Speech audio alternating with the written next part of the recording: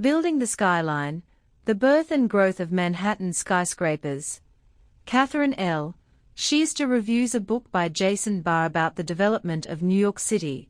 In Building the Skyline, Jason Barr takes the reader through a detailed history of New York City. The book combines geology, history, economics, and a lot of data to explain why business clusters developed where they did and how the early decisions of workers and firms shaped the skyline we see today. Building the Skyline is organized into two distinct parts.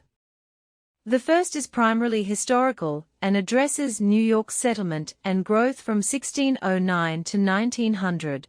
The second deals primarily with the 20th century and is a compilation of chapters commenting on different aspects of New York's urban development.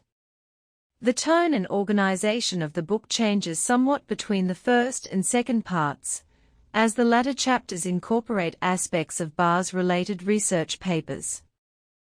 Barr begins Chapter 1 by taking the reader on a helicopter time machine ride, giving a fascinating account of how the New York landscape in 1609 might have looked from the sky.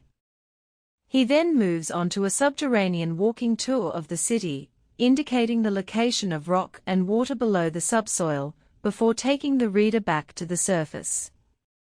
His love of the city comes through as he describes various fun facts about the location of the New York residence of early 19th century Vice President Aaron Burr, as well as a number of legends about the city. Chapters 2 and 3 take the reader up to the Civil War, with Chapter 2 focusing on the early development of land and the implementation of a grid system in 1811. Chapter 3 focuses on land use before the Civil War. Both chapters are informative and well-researched and set the stage for the economic analysis that comes later in the book. I would have liked Barr to expand upon his claim that existing tenements prevented skyscrapers in certain neighborhoods, because likely no skyscraper developer was interested in performing the necessary slum clearance. Later in the book, Barr makes the claim that the depth of bedrock was not a limiting factor for developers, as foundation costs were a small fraction of the cost of development. At first glance, it is not obvious why slum clearance would be limiting, while more expensive foundations would not. Chapter 4 focuses on immigration and the location of neighborhoods and tenements in the late 19th century. Barr identifies 4 primary immigrant enclaves and analyzes their locations in terms of the amenities available in the area.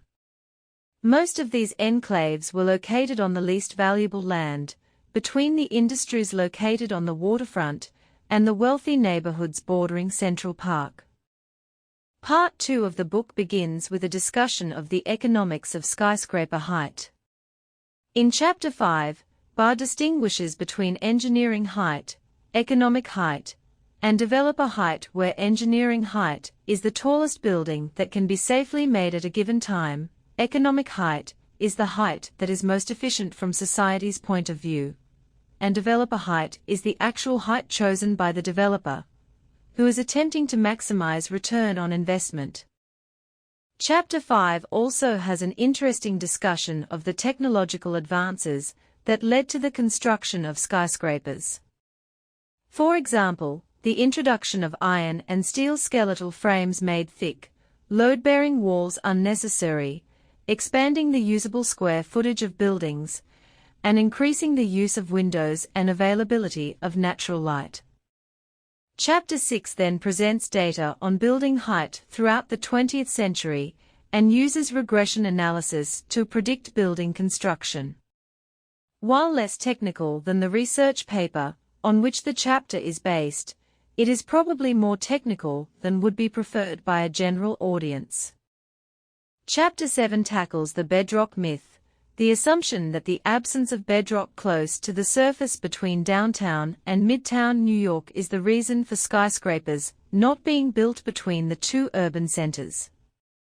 Rather, Barr argues that while deeper bedrock does increase foundation costs, these costs were neither prohibitively high nor were they large compared to the overall cost of building a skyscraper.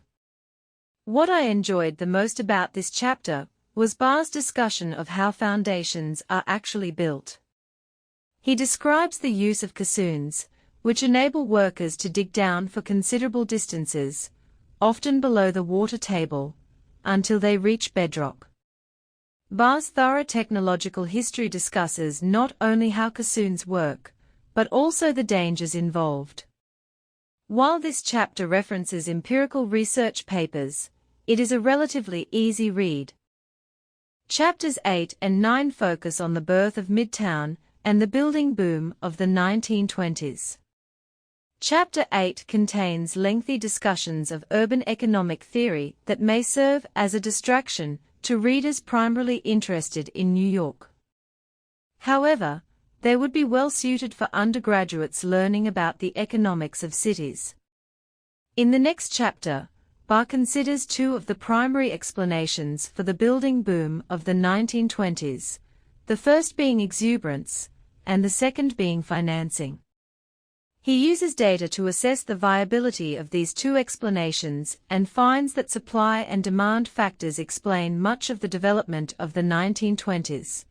Though it enabled the boom, cheap credit was not, he argues, the primary cause. In the final chapter, Barr discusses another of his empirical papers that estimates Manhattan land values from the mid-19th century to the present day. The data work that went into these estimations is particularly impressive. Toward the end of the chapter, Barr assesses whether skyscrapers are a cause or an effect of high land values. He finds that changes in land values predict future building height, but the reverse is not true. The book ends with an epilogue, in which Barr discusses the impact of climate change on the city and makes policy suggestions for New York going forward.